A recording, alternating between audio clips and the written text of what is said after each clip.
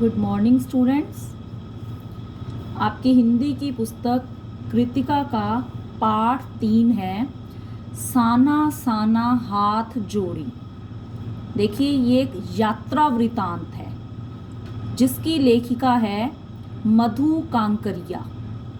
तो मधु कांकरिया जी ने इस पाठ में अपनी एक सिक्किम यात्रा का वर्णन किया है कि जब वह अपनी कुछ सहेलियों के साथ सिक्किम गई, वहाँ पर उसने हिमालय पर्वत के आगे के जो दर्शन किए, जो हिमालय पर्वत की चोटियाँ उसने देखी, वहाँ की सुंदरता देखी, उन सब का वर्णन भी इसमें लेखिका ने किया है। जो सिक्किम है ये पहले नेपाल में था, लेकिन 1975 में इसे भारत में मिला लिया गया। सिक्किम की राजधानी गैंगटोक है।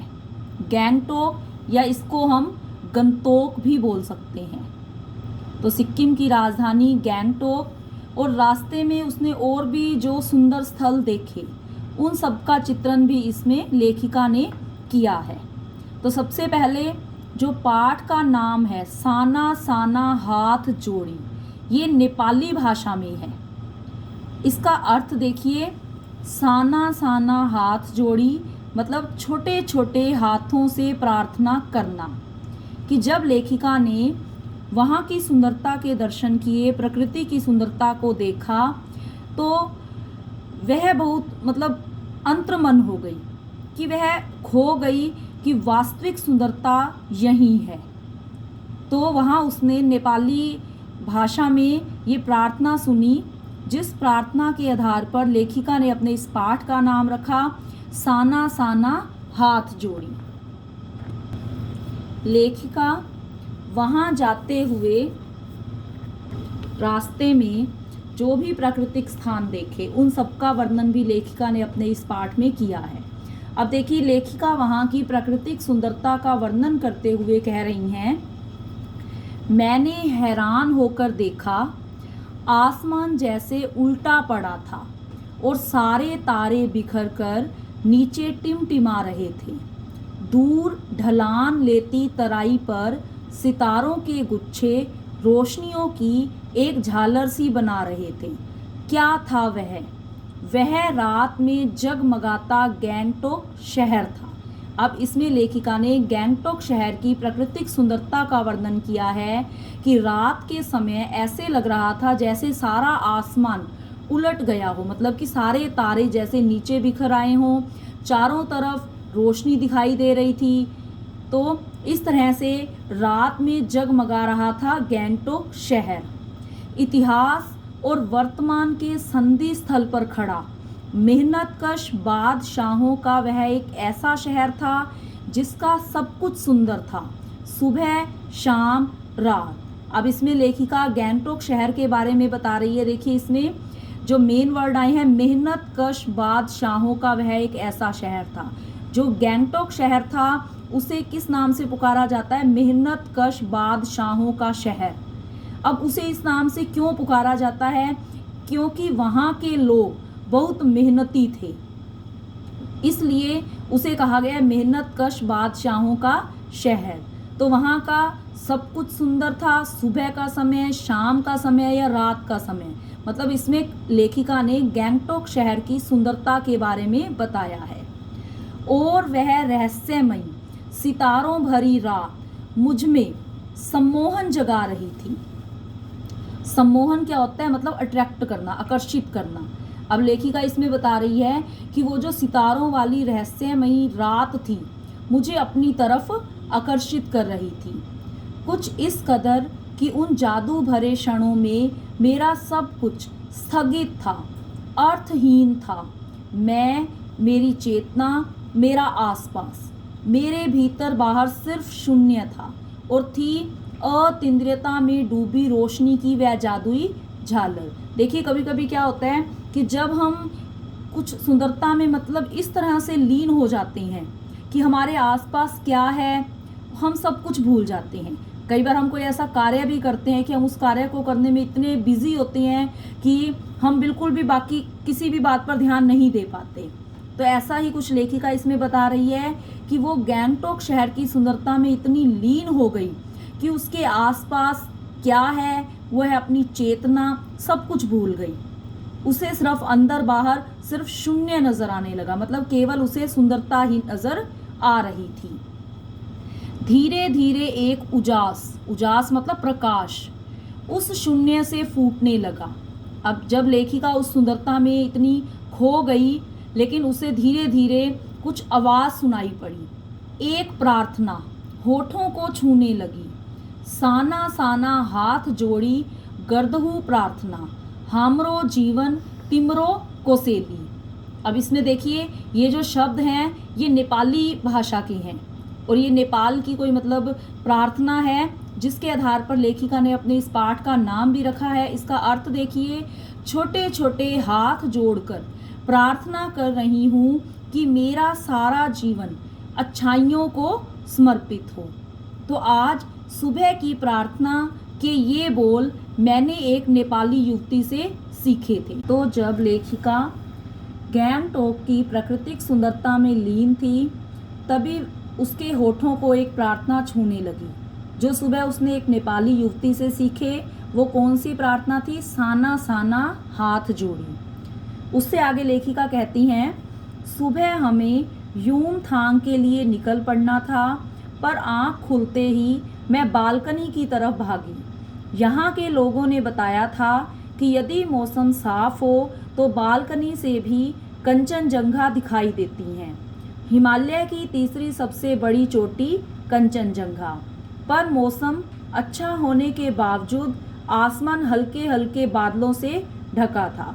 अब इसमें लेखिका बता रही हैं कि वैसे तो सुबह उन्हें यूमथांग के लिए जाना था, उसे आगे जाकर भी वो पहाड़ियाँ मतलब दिख जाती, लेकिन फिर भी वो चाहती थी उन्हें देखना, इसलिए सुबह आँख खुलते ही वो उन्हें देखने के लिए दौड़ी, क्योंकि उसने सुन रखा था कि अगर मौसम साफ हो तो कंचनजंगा की पहाड़ियाँ आसानी से दिख जाती हैं।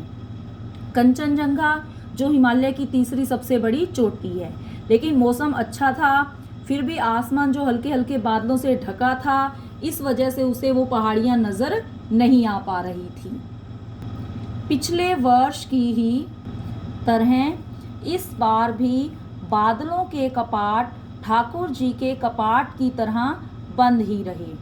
कंचनजंगा ना दिखनी थी ना दिखी, पर सामने ही रकम रकम के रंग बिरंगे इतने सारे फूल दिखाई पड़े कि लगा फूलों के बाग में आ गई हूँ। अब लेखिका कह रही हैं वो बालकनी से देखना तो क्या चाह रही थी? कंचनजंगा की पहाड़ियाँ, लेकिन वो हल्के हल्के बादल होने की वजह से नज़र नहीं आई, तो उसने क्या देखा? रकम रकम मतलब तरह तरह के रंग बिरंगे फूल। वो इतने ज़्यादा मात्रा में थे वो फूल कि लेखिका को लगा कि वह फूलों के बाग में आ गई हो। बहरहाल गैंगटॉक से 149 किलोमीटर की दूरी पर था यूमथांग। अब उन्हें गैंगटॉक से कहाँ जाना था? यूमथांग, जो कि 149 किलोमीटर दूर था। यूमथांग यानी घाटियाँ। सारे रास्ते हिमालय की गहनतम घाटियाँ और फूलों से लदी वादियाँ मिलेंगी। आपको ड्राइवर कम गाइड जितेन नार्गे मुझे बता रहा था। अब इसमें देखिए जो वो एक आगे जीप में सवार थी, उसकी जो सहेलियां थी और भी जो यात्री थे वो सब एक जीप में सवार थे, और उस जीप का जो ड्राइवर था उसका नाम क्या था? जितेन नार्गे, ये ड्राइवर का नाम है। अब इसमें लेखिका ने कहा कि ड्राइवर कम गाइड करने वाला, मतलब आगे का मार्गदर्शन करने वाला, आगे रास्ता बताने वाला, क्योंकि अब वो जीप में सवार थी। अगर उन्हें प्राकृतिक दृश्यों का आनंद लेना था तो उन्हें एक ऐसे व्यक्ति की ज़रूरत थी जो सब जगह के उन्हें मतलब वहाँ पर दिखा सके। तो जितेन नार्गे को वहाँ की सारी जानकारी थी, इसलिए उसे अच्छा गाइड बताया गया है। फिर लेखिका ने उससे पूछा क्या वहाँ बर्फ़ मिलेगी? वहाँ मतलब कहाँ पर? यूमथांग। मैं बचकाने उत्साह से पूछने लगती हूँ। बचकाने होता है मतलब बच्चों की तरह, कि जो लेखिका है, क्योंकि उसे शौक हो रहा था कि वह वहाँ जा रही है तो वह बर्फ़ देखना चाहती है, तो उसने बचकाने उत्साह से पूछा कि क्या वहाँ बर्फ़ मिलेगी? जितेन नार्गे ने कहा चलिए। तो जगह जगह गदराए पाइन और धूपी के खूबसूरत नुकीले पेड़ों का जायजा लेते हुए हम पहाड़ी रास्तों पर आगे बढ़ने लगे। अब इस तरह से वो यूमथांग के लिए जा रहे हैं। रास्ते में ये सारे खूबसूरत ये वृक्षों के नाम हैं, जैसे पाइन और धूपी, जो जैसे साल वगैरह का वृक्ष होता है। तो ये जो नुकीले सुंदर पेड़ थे, इन सबको देखते हुए वो सब आगे बढ़ रहे थे कि एक जगह दिखाई दी। एक कतार में लगी, कतार क्या होता है, पंक्ति, लाइन में लगी सफ़ेद सफ़ेद बौद्ध पताकाएं। अब देखिए ये क्या था, बौद्ध पताकाएं। पताकाएं क्या होता है, झंडा, जैसे एक छोटा ध्वज होता है, छोटा झंडा। तो अब बौद्ध किसके लिए आए, महात्मा बुद्ध के लिए। वहाँ के ज़्यादातर लोग किसे मानते थे, महात्मा बुद्ध को। तो वहाँ पर एक जगह उन्होंने देखा कि एक पंक्ति में सफ़ेद रंग की बौद्ध पताकाएं, मतलब महात्मा बुद्ध से संबंधित थी, जो वो छोटे छोटे झंडे वहाँ लगे हुए थे, किसी ध्वज की तरह लहराती, शांति और अहिंसा की प्रतीक। ये पताकाएं जिन पर मंत्र लिखे हुए थे। नार्गे ने बताया, नार्गे मतलब जितेन नार्गे, जो उनका ड्राइवर भी था और गाइड करने वाला भी था, कि उसने बताया यहाँ बुद्ध की बड़ी मान्यता है। मतलब यहाँ महात्मा बुद्ध को बहुत लोग मानते हैं।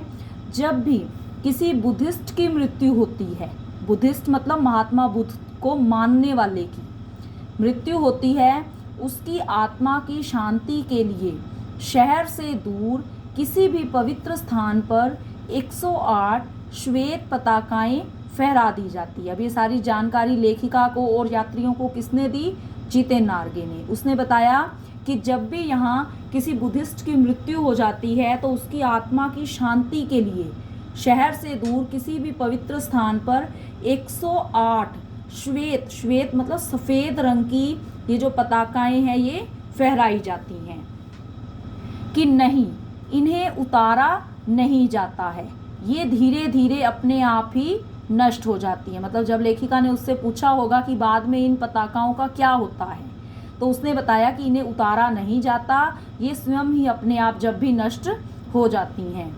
कई बार किसी नए कार्य की शुरुआत में भी ये पताकाएं लगा दी जाती हैं, पर वे रंगीन होती हैं। अब जितेन नार्गे ने ये भी बताया कि ये पताकाएं तब भी लहराई जाती हैं जब किसी ने नए कार्य की शुरुआत करनी हो, पर इसमें क्या अंतर होता है कि ये रंगीन होती है, मतलब कलरफुल होती हैं, लेकिन जब किसी की मृत्यु पर वो लगाई जाती हैं तो वो सफ़ेद रंग की होती हैं।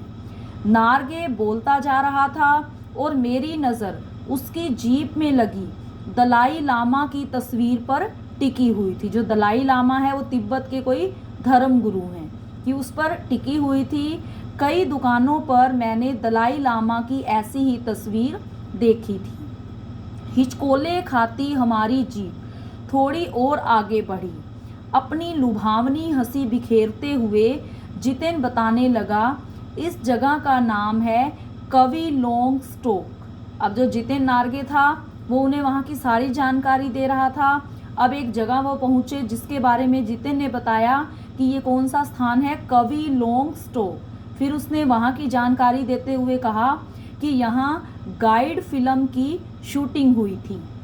तिब्बत के चीज खे बमसन ने लेप्चाओं के शोमेन से कुंज तेग के साथ संधि पत्र पर यही हस्ताक्षर किए थे। अब वहाँ की और भी उसने वो जानकारी दी कि यहाँ पर जो भी इनका ये सारा संधि पत्र हुआ था, मतलब समझौते का जो भी था। फिर उसने बताया एक पत्थर यहाँ स्मारक के रूप में भी है, स्मारक मतलब यादगार। लेप्चा और भुटिया सिक्किम की इन दोनों स्थानीय जातियों के बीच चले सुदीर्घ झगड़ों के बाद, सुदीर्घ होता है लंबे, कि लंबे झगड़ों के बाद शांति वार्ता का शुरुआती स्थल। कि उसने बताया कि ये जो दो जातियां थी सिक्किम की, कि वहाँ भी उनके भी जो आपस में झगड़े रहते थे, उसके बाद उनका भी आपस में जो समझौता हुआ वो भी इसी जगह पर हुआ था। तो इस तरह से जितेन ने उन सबको कविलोंग स्टोक, जो एक सुंदर स्थान था, उसकी जानकारी भी दी। उन्हीं रास्तों पर मैंने देखा एक कुटिया के भीतर घूमता चक्र। अब लेखिका जैसे जैसे वो आगे बढ़ते जा रहे थे बहुत कुछ उन्हें देखने को मिल रहा था। जो जितेन था वो भी सारी जानकारी दे रहा था। अगर कुछ लेखिका को कुछ ऐसा लगता तो वो भी जितेन से पूछ लेती थी। तो रास्ते में उसने देखा कि एक कुटिया के अंदर एक चक्र घूमता हुआ है। यह क्या? फिर उसने जितेन से पूछा कि ये क्या है। नार्गे कहने लगा कि मैडम यह धर्म चक्र है, प्रेयर वही, प्रेयर मतलब प्रार्थना करना, इसको घुमाने से सारे पाप धुल जाते हैं। अब जितेन नार्गे ने उस चक्र की जानकारी देते हुए कहा कि अगर इसे जाकर घुमाया जाए और कोई भी प्रार्थना की जाए मतलब तो हमारे सारे पाप धुल जाते हैं। क्या?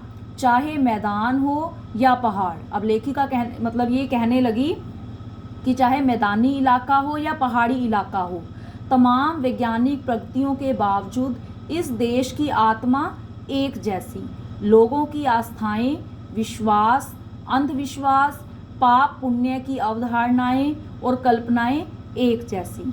अब लेखिका इसमें कहने लगी कि चाहे विज्ञान ने कितनी ही उन्नति कर ली हो, लेकिन जो हमारे विश्वास कहें या अंधविश्वास या पाप पुण्य के प्रति हमारे जो भी अवधारणाएं मतलब जो भी हमारी सोच है, जो भी हमारे विचार हैं, वो सारे देश में एक से हैं, मतलब कि सारे देश की आत्मा एक जैसी है।